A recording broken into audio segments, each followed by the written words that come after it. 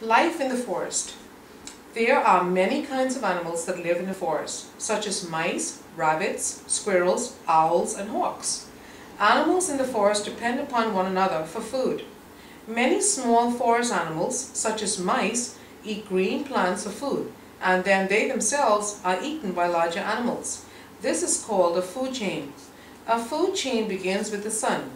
The green plants in the forest use the sun's energy. Mommy, that's what's in the first grade. I know.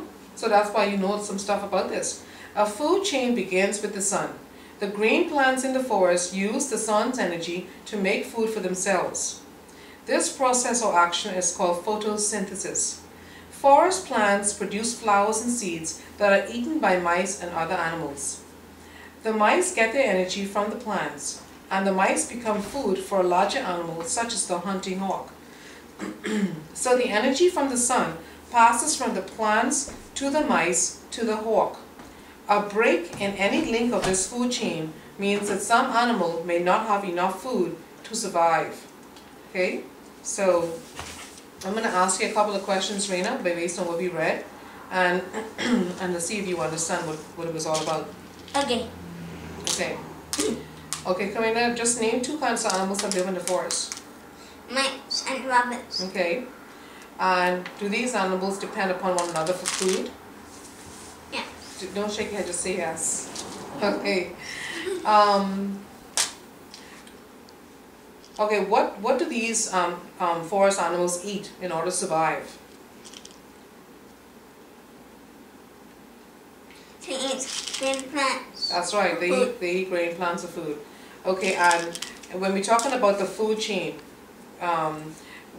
what is it that begins the food chain, Karina? Sun. The sun. Okay, and the green plants use the sun's energy to make food for themselves. What do we call this process where green plants use the sun's energy to make food for themselves? Photosynthesis.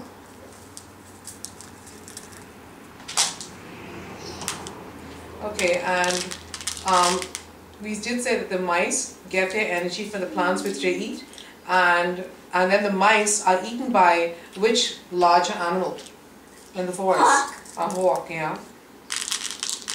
And so the energy is passed from the sun.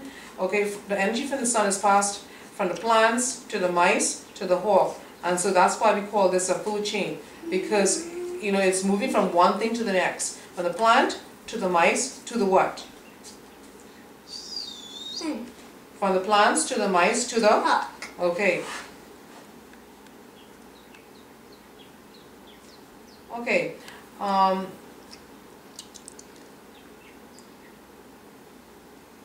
Okay, that's pretty much it, Kelly.